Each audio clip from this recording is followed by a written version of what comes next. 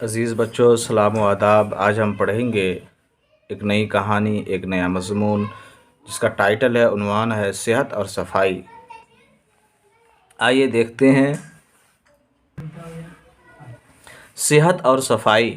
صحت کسے کہتے ہیں؟ تندرستی کو صحت، اچھی صحت آپ کا فٹ رہنا، اسی کو صحت کہتے ہیں۔ صفائی، نیٹ اینڈ کلین۔ ہمارے زندگی کا دار و مدار جسمانی صحت پر ہے۔ دار و مدار یعنی ڈیپینڈ۔ صحت کے لیے اچھی غذا یعنی اچھا کھانا، کھلی اور تازہ ہوا اور صفائی نہایت ضروری ہے۔ گندگی سے طرح طرح کے کیڑے اور جراثیم پیدا ہوتے ہیں۔ کیٹانو پیدا ہوتے ہیں، بیماریاں پیدا ہوتی ہیں۔ مکھیوں اور مچھروں کو تو ہم دیکھ سکتے ہیں اور یہ بھی جانتے ہیں کہ جہاں زیادہ گندگی ہوتی ہے یہ وہیں زیادہ پیدا ہوتے ہیں۔ ٹھیک ہے۔ ہزاروں جراثیم ایسے ہوتے ہیں جنہیں ہم آنکھوں سے نہیں دیکھ سکتے۔ کیڑے مکوڑے اور بہت سے جراثیم انسان کی صحت کے دشمن ہیں۔ دشمن کا متضاد لفظ دوست۔ ان کو جیسے ہی موقع ملتا ہے، موقع کی جمع مواقع، انسانی جسم پر حملہ کر دیتے ہیں۔ اس سے مختلف بیماریاں پیدا ہوتی ہیں۔ بیماریوں سے محفوظ رہنے کے لیے بستی، محلے، گھر اور لباس کی صفائی کے ساتھ جسم کی صفائی بھی ضروری ہے۔ کس کی صفائی ضروری ہے؟ جسم کی صفائی بھی ضروری ہے۔ انسانی جسم میں جلد کی بڑی اہمیت ہے۔ چمڑی، جلد کسے کہتے ہیں؟ چمڑی کو۔ جلد ہمارے جسم کا قدرتی لباس ہے۔ کون لباس ہے؟ قدرتی لباس ہے، نیچر کی طرف سے، خدا کی طرف سے۔ یہ ہمارے جسم کو باہر کی گندگی سے بچاتی ہے۔ جلد کی 2 پرتیں ہوتی ہے، اس کا 2 لیول ہوتا ہے، لیئر ہوتا ہے۔ جلد دیکھو کس کو کہتے ہیں؟ جلد 2 پرتیں ہوتی ہیں، ایک بیرونی جو باہر کا حصہ ہوتا ہے، دوسرا اندرونی جو اندر والا حصہ ہوتا ہے۔ تو بیرونی اور اندرونی دونوں متضاد لفظ ہیں۔ بیرونی پرت یعنی بیرونی لیئر وہ حصہ جو ہمیں نظر آتا ہے، باہر والا حصہ جو نظر آتا ہے، اس میں رگیں یعنی نس نہیں ہوتی۔ جلد جب تک صحیح و سالم رہتی ہے، بالکل صحیح رہتی ہے،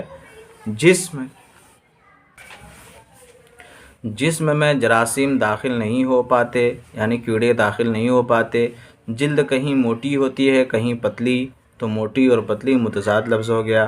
جسم کے جو حصے زیادہ استعمال ہوتے ہیں وہاں جلد موٹی بھی ہوتی ہے اور سخت بھی، جیسے تلوے اور ہتھیلی۔ لگاتار استعمال سے جلد کی بیرونی پرت یعنی باہر والا حصہ گھستی رہتی ہے اور اس کی جگہ نئی پرت بنتی رہتی ہے۔ بیرونی پرت کے نیچے اندرونی پرت ہوتی ہے، اس میں باریک یعنی پتلی پتلی رگیں ہوتی ہیں جن میں خون گردش کرتا رہتا ہے، یعنی بلڈ سرکولیٹ کرتا رہتا ہے۔ اس پرت کے نیچے پسینے کے غدود ہوتے ہیں۔ جلد ہمارے جسم پر غلاف یعنی کور کی طرح منڈھی ہوتی ہے۔ یہ بظاہر سپاٹ معلوم ہوتی ہے، لیکن ایسا نہیں ہے۔ کیا آپ نے کبھی سوچا کہ جسم کے اندر سے پسینہ کیسے نکلتا ہے؟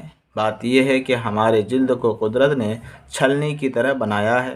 اس میں باریک باریک سوراخ ہوتے ہیں جنہیں مسام کہتے ہیں۔ تو باریک باریک سوراخ کو کیا بولتے ہیں؟ مسام کہتے ہیں۔ آپ کے ایگزام میں پچھلے 2-3 سال یہ پوچھا گیا ہے، یعنی اب تک یہ 4-5 بار آ چکا ہے کہ مسام کسے کہتے ہیں، تو اس کو ضرور یاد کیجیے گا۔ ٹھیک ہے، مسام کسے کہتے ہیں؟ قدرت نے جسم میں کیا بنایا؟ چھلنی کی طرح جلد ہے، باریک باریک سوراخ ہوتے ہیں جنہیں مسام کہتے ہیں۔ تو باریک باریک سوراخ کو مسام کہتے ہیں۔ ان سے پسینہ خارج ہوتا ہے۔ یہ مسام اتنے باریک ہوتے ہیں کہ صرف خوردبین کی مدد سے ان کو دیکھا جا سکتا ہے۔ خوردبین یہ بھی مطلب آتا ہے، مائکروسکوپ کو کیا بولتے ہیں؟ خوردبین بولتے ہیں۔ ان کی تعداد اتنی زیادہ ہوتی ہے کہ شمار کرنا مشکل ہے۔ بس یوں سمجھ لیجئے کہ ایک مربع سینٹی میٹر میں تقریباً 1000 مسامات ہوتے ہیں۔ کتنے ہوتے ہیں؟ 1000 مسامات ہوتے ہیں۔ گرمی کے موسم میں ہمارے جسم سے پسینہ زیادہ نکلتا ہے۔ جسمانی محنت کرنے، کھیلنے کودنے اور ورزش کرنے سے بھی پسینہ خوب آتا ہے۔ ورزش، ایکسرسائز کرتے ہیں، پسینے کے ذریعے جسم کے بہت سے گندے اور فاضل مادے یعنی بیکار مادے خارج ہو جاتے ہیں، نکل جاتے ہیں۔ پسینے میں پانی، نمک اور کسی قدر چکنائی ہوتی ہے۔ آپ نے محسوس کیا ہوگا کہ گرمی اور برسات میں بعض لوگوں کے جسم سے بو آتی رہتی ہے۔ یہ جسم سے نکلنے والے انہی مادوں کی بو ہوتی ہے۔ نہانے سے یہ بو دور ہو جاتی ہے، تو روزانہ نہایا کیجیے۔ اگرچہ ٹھنڈی چل رہی ہے پھر بھی 2 دن میں ضرور نہایا کیجیے۔ اگر جلد کی صفائی نہ کی جائے تو باہر سے گرد و غبار اور اندر سے نکلنے والے مادے مسامات کو بند کر دیتے ہیں، سوراخ کو بند کر دیتے ہیں، پسینہ نہیں نکل پاتا، بدن پر میل جم جاتا ہے، جسم پر پھوڑے پھنسیاں نکلنے لگتی ہیں اور خارش ہو جاتی ہیں، کھجلی ہو جاتی ہے۔ جسم سے گندے مادے خارج نہ ہونے پر طبیعت میں سستی اور کاہلی پیدا ہونے لگتی ہے۔ صحیح ہے، جسم کو صاف رکھنے کے لیے نہانا ضروری ہے، تو نہایا کیجیے تاکہ پسینے کے ذریعے نکلنے والے مادے جلد پر نہ جم جائیں اور مسامات کھلے رہیں۔ ٹھیک ہے، جسم کے جو حصے زیادہ کھلے رہتے ہیں ان پر گرد و غبار بھی زیادہ جمتا ہے، ڈرٹ اور ڈسٹ زیادہ جمتا ہے۔ ان کا بار بار دھونا مفید ہے، فائدہ مند ہے۔ نہانے کا مطلب صرف پانی ڈالنا نہیں کہ گئے 1 منٹ میں نہا کے آ گئے، بلکہ جسم کو اچھی طرح رگڑ کر صاف کرنا چاہیے۔ ٹھیک ہے، اس طرح جمع ہوا میل دور ہو جاتا ہے، مسام کھل جاتے ہیں اور جسم میں خون کی گردش سرکولیشن تیز ہو جاتی ہے۔ ٹھیک ہے، چستی پیدا ہوتی ہے، طبیعت فرحت اور تازگی محسوس کرتی ہے، فریشنس کا فیل ہوتا ہے، ہم کو اچھا لگتا ہے۔ نہانے کے لیے تازہ اور صاف پانی اچھا ہوتا ہے۔ موسم کے اعتبار سے گرم یا ٹھنڈے پانی سے بھی نہایا جا سکتا ہے۔ صابن لگانے سے میل آسانی سے دور ہو جاتا ہے۔ صابن لفظ دیکھ لیجئے گا، سین سے ہے یا سواد سے ہے، املا درست کرنے کے لیے آتا ہے۔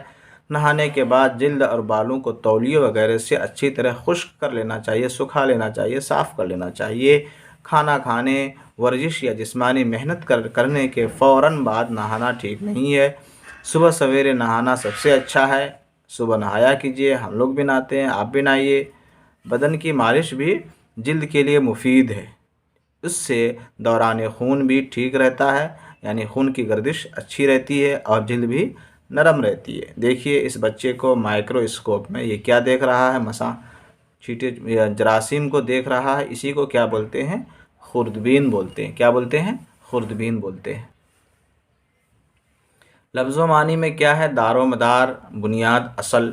جراثیم بہت چھوٹے کیڑے جو بغیر خوردبین کے نظر نہیں آتے۔ اندرونی اندر کا، بیرونی باہر کا، تو اندر اور باہر متضاد لفظ، اسی طرح بیرونی اور اندرونی کون سا لفظ ہو گیا؟ متضاد۔ گردش گھومنا، چکر کاٹنا۔ غدود جسم کے اندر کی گانٹھ، گلٹی۔ خوردبین وہ آلہ جس سے چھوٹی چیزیں بڑی نظر آتی ہے، مائکرواسکوپ۔ فاضل ضرورت سے زیادہ، غیر ضروری۔ فرحت تازگی، سرور۔ دوران خون، خون کی گردش، جسم میں خون کا چکر لگانا، اسی کو ہم کیا بولتے ہیں؟ دوران خون۔ نیچے دیے ہوئے لفظوں سے خالی جگہوں کو پر کیجیے۔ ہزاروں، کیا اس کا صحیح جواب ہوگا؟ ہزاروں جراثیم ایسے ہوتے ہیں جنہیں ہم آنکھوں سے نہیں دیکھ سکتے، اس سے اس کا صحیح جواب کیا ہوگا؟ اس کے بعد اس سے بیماریاں پیدا ہوتی ہیں۔ لگاتار استعمال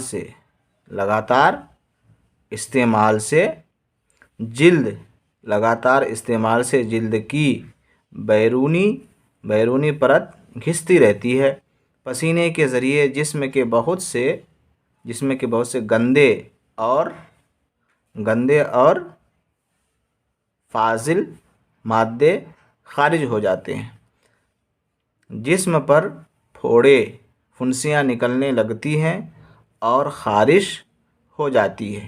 جسم کے جو حصے زیادہ کھلے رہتے ہیں ان پر گرد و غبار بھی زیادہ جمتا رہتا ہے۔ ٹھیک ہے، نیچے دیے ہوئے لفظوں کے واحد لکھیے۔ جمع اور واحد۔ اجسام، جسم کی جمع اجسام۔ حیوانات جمع ہے، حیوان واحد ہے۔ آفات جمع ہے، آفت واحد ہے۔ معلومات جمع ہے معلوم واحد ہے، مشکلات جمع ہے مشکل واحد ہے، مسامات جمع ہے مسام واحد ہے، محسوسات جمع ہے محسوس واحد ہے، مواقع جمع ہے موقع کیا ہے واحد ہے۔ یاد کرنا ضروری ہے یہ۔ نیچے دیے ہوئے لفظوں کو صحیح خانوں میں لکھیے۔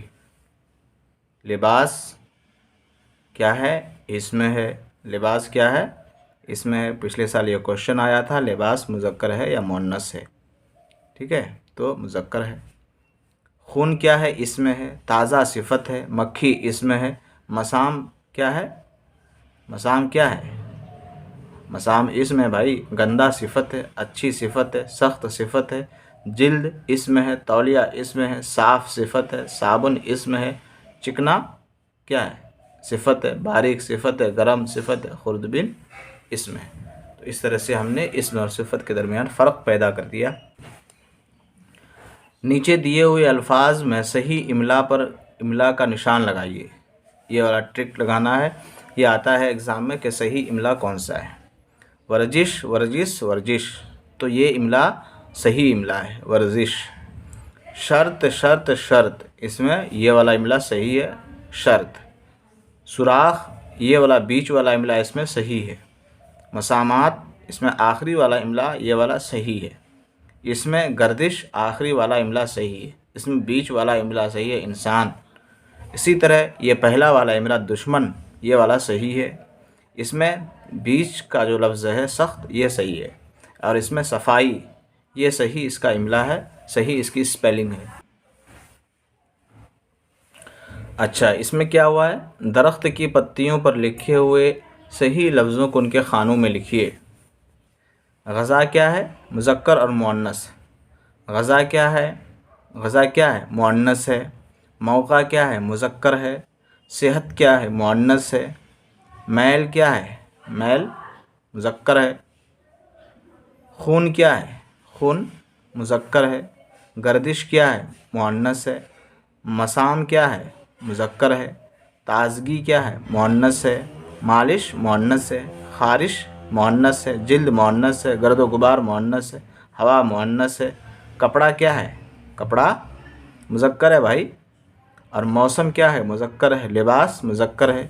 یہ پچھلے بار کلاس 6 کے اردو والے چیپٹر میں یہ لفظ آیا تھا، ایگزام میں آیا تھا مذکر اور مؤنث کے بارے میں۔ تو اس طرح سے آپ ساری پتیوں کو پہلے کھا لیجئے، اس کے بعد یاد کر لیجئے گا۔ ٹھیک ہے، آج کے لیے اتنا کافی ہے۔ خدا